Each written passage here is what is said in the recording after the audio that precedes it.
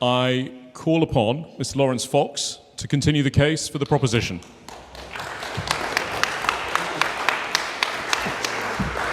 Do I need to raise this up, or is it suitably heightened for the Luton community?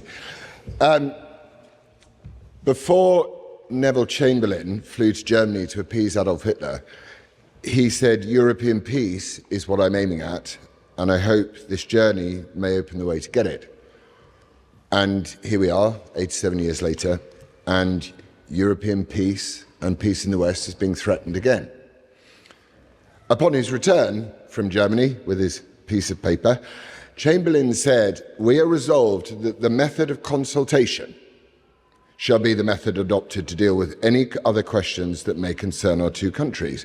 And 338 days later, Britain was at war with Germany.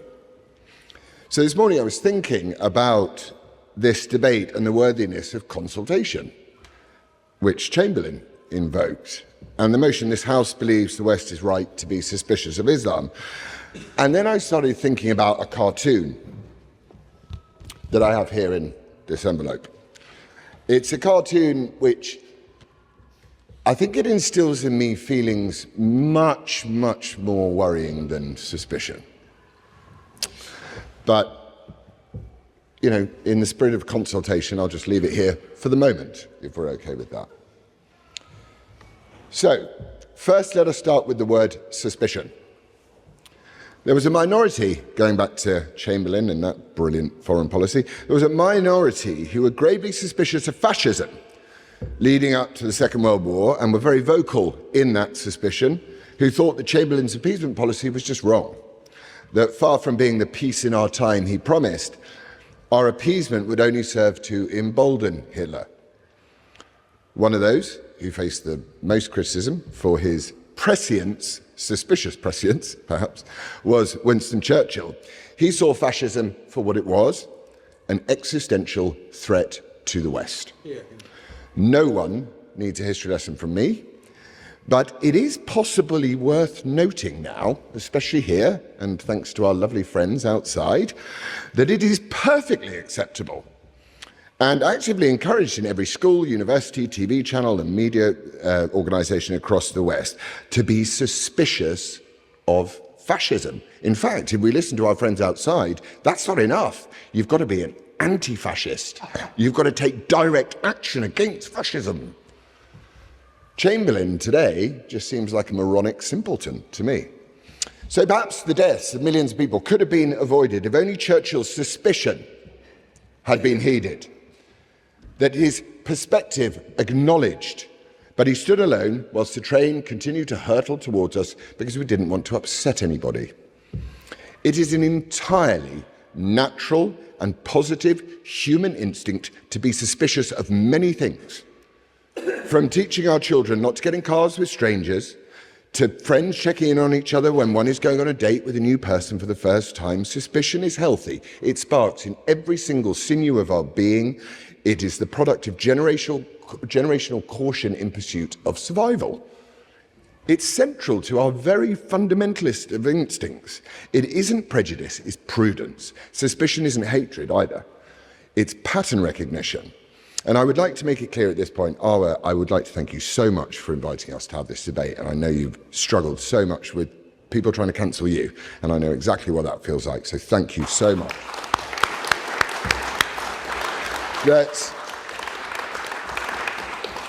I think I would like to make it very clear that I am not here to express suspicions of individual Muslims at all.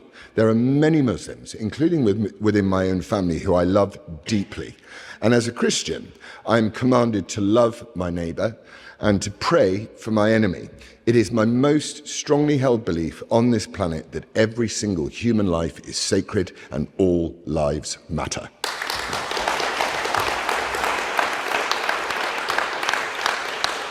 But I am absolutely not, and I will not, be commanded to love or submit to ideas or ideologies. As was mentioned earlier, as Jesus said, render to Caesar what is Caesar. Within one directive, he created the separation between church and state, which in Islam does not exist. which literally, Islam literally means submission. So there is no church, there is no state, there is only Islam. My suspicion of Islam, therefore, is strongly, and I think reasonably, held. Islam is a comprehensive social, political and military doctrine which leaves no part of its followers' lives untouched. As Andrew Hussey, the British historian, says, Islam more closely resembles a ruthlessly efficient war machine than a religion. Islam is borderless, expansionary and interested only in submission to Allah. And then for us, for some of us, unfortunate non-believers, we're given three choices. Point of information, when was the last time there was a jihad declared against a foreign government and the expansion of Muslim lands into non-Muslim lands? When was the last time? What's that got to do with what I'm talking about? Well, you said that it's a military war machine. It's been around for quite a long time. A point of order has been raised. When you're giving points of information, you need to be very audible so the microphone picks up. I thank the ex-president for his... I'm not sure that's a point of order. I'm also, as people may or may not have noticed, I'm not an Islamic scholar and I'm not into giving you a history lesson about the Quran. But I will give you a history lesson into the bits of the Quran that I understand and the bits of Islam I understand through those that I love and from my readings. So Islam gives you three options, as far as I can tell, as a Westerner. Submit. Pay the jizya, the tax, which institutionalizes inferior status for non-Muslims in Islamic states. Or, excuse me, three, war with Muslims. Right. Notably, within those three options that Islam offers you, there is not one option which says, let's live in peaceful coexistence as equals in a pluralistic society. Not once. Not once does it say that. I'm certain you are aware that there is an entire chapter in the Quran, a chapter called O Disbelievers.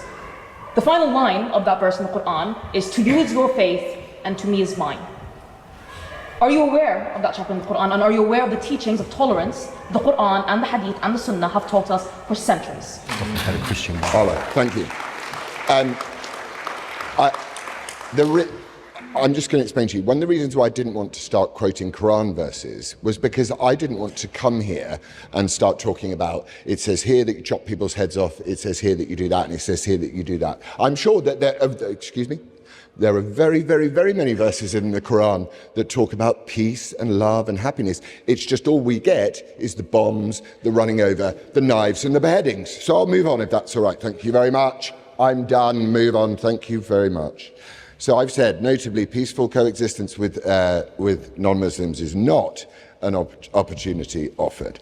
A position which can reasonably be held to say that it creates not just suspicion, but tension within a Western, secular, liberal, Christian goldfish bowl that Tom Holland tells us we all live in, right? That's where we live. We do. No one knows anything anymore. Everyone's feelings matter. So one thing is certain and is backed up by all the data. Muslims living in the West are pretty suspicious of us. So I'm not going to talk about why the West should be suspicious of Islam. Let's talk about how suspicious Islam is of the West.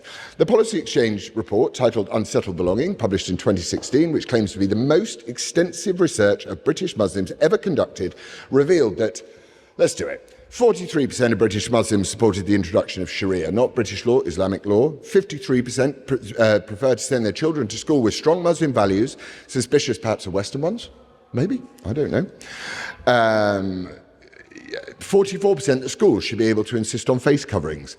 Does this sound like a community which seeks integration? Do we have a right to be suspicious of those who reject our values and the societal norms of their host country? 24% sympathise with violence organised by groups to protect their religion. That's what the Muslims say. And 31% thought that it was acceptable to keep more than one wife, illegal in Britain, but fine in Sharia apparently. And 35% believe that the Jews have too much power in the UK, 52% compulsory halal. I could go on and on and on and on. But most important to me is the free speech of this. So let's get this out, shall we? 78% of British Muslims believe that no publication should publish pictures of Muhammad. An overwhelming majority. That rises to 87%. That's 9 out of every 10 Muslims that are walking the streets today in a country which absolutely abandoned blasphemy laws. Suspicion is not strong enough a word. The West should resist Islam in the strongest terms on free speech grounds alone. So here we are with this cartoon, right? And it's time to show that I will not submit. I will not adhere to the religious laws of far-off places. Now, my wife asked me not to show this for fear of repercussions in my family, but I told her that if I did not, then I had already submitted to Islam. So here we are. Is it not enough that half the team that invited you to this debate were Muslim women who wanted to hear out your expression and your arguments? Is it not enough that I, as a Muslim president, have invited you to this chamber to give your arguments? Is that not enough justification and evidence for you to believe that we do believe in free speech? I would not become the president of a free speech society if not for this. Thank you, Al. All right. May I? Thank you very much. May I finish? Excuse me. A point of order having been raised, I will hear the ex-librarian. It's a long time since I've been in this chamber and knew the rules off by heart. But in the House of Commons, and we model ourselves on the House of Commons, props are not allowed. I wonder whether the rule on props is the same in the Oxford Union. I thank the honourable gentleman for his point of order. Excuse me, for 1 second. One moment. In the absence... Mr. Fox, one moment, Mr. Fox. The ex-president is also raising a point of order, I think. Just if it's helpful to inform the ex-librarian and others, at least my 4 years involved with society, that ban was not extended and didn't seem to apply to Israel or Palestine flag. Thank you. So, right, I just want to wrap this up. I am going to rule on the point of order. There is no bar in the forms of the House against the use of props. However, I would encourage Mr. Fox to make the point and move on. I was until points of order. So it is in that spirit that I will not submit that I show you this as an Englishman who believes in free speech. I will not submit. I will not bow down. Right.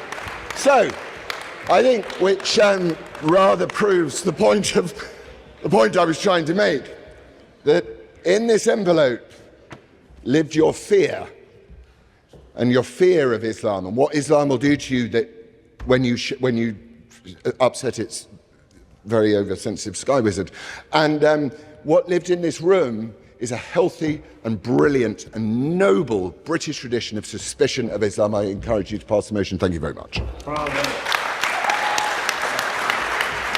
Historically, classical Islamic jurisprudence recognized a framework that could ultimately result in 3 outcomes: accept Islam, accept Muslim political rule, and particularly for Christians and Jews, pay the jizya, or potentially face warfare if those terms were rejected. Now, Muslim scholars will push back today and say that's not how modern Islam functions today. What they'll do is they'll point to modern Muslim majority states that are participating within the United Nations, accepting international borders, and no longer legally telling Christians that they must convert, pay the jizya, or fight. But here's my concern with that, because changing the law on paper doesn't necessarily remove the underlying religious coercion that we're actually seeing, even though legally they say that they're combined forces within the United Nations. For example, look at Pakistan. Christians aren't formally required to pay jizya, yet Pakistan has blasphemy laws, documented mob violence, forced conversions, and serious persecution of religious minorities. Another example would be Egypt. Christians don't pay the jizya there either, yet Coptic Christians continue to face documented discrimination, restrictions, and religious violence. And this is not just statistics from me. I have a good friend who actually fled the persecution that was happening within Egypt because his mom actually identified as a Christian, but his dad identified as a Muslim. And he said the amount of Muslims that were killing Christians, it was really dangerous there. And this is an example of one of the Muslim majority states that are connected within the United Nations. And just because it says there's safety on paper doesn't necessarily mean that's what's being practiced. And I also have personal stories from people that I know very closely and well that are connected to many people within Pakistan to know that this is a reality that goes far beyond what we're seeing within statistics. So yes, modern Islamic governments can can say that we don't practice the classical system exactly as it existed centuries ago, but that is not the question. The form may have changed. The question is whether the religious coercion actually has. Now, point 2, when religion becomes government. This leads directly into my second concern. Historically, Islam does not fit neatly into our Western idea of separating religion from government. Islamic theology and law have historically been deeply connected to politics, to courts, to public morality, and everyday life. And that's why I'm suspicious when I hear that modern Islamic states are different. They're members of the UN, and they don't practice classical Islam that way anymore. Okay.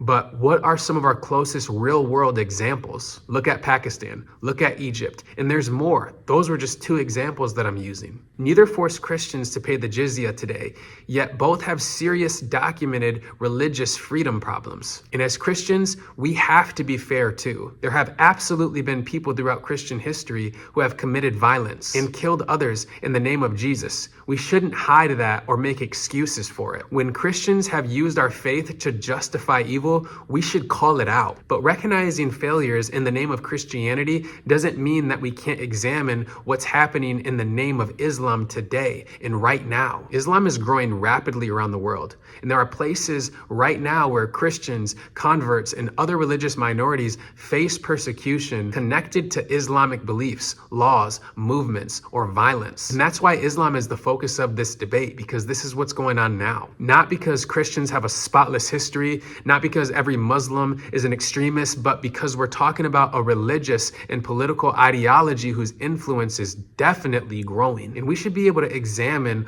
openly and honestly what happens when this ideology gains political power. So someone can tell me that those aren't true representatives of modern day Islam, or that they're extremists. And maybe you genuinely do reject those practices. But if you're advocating for an Islamic political system, I don't want to just know what you think Islam should look like. Because once religion and political authority become intertwined, you don't get to guarantee that your interpretation will always be the interpretation that is holding the power. That's why free speech and religious liberty matter so much. What protects Christians, atheists, or former Muslims when someone with a much stricter interpretation gains power? Because history has already given us reasons to ask this question. So Christians, be bold in your faith, but speak the truth in confidence and love. We're not wrestling against flesh and blood, but this is the spirit and the heart of the Antichrist trying to silence truth. So be bold for Christ. Thank you for watching.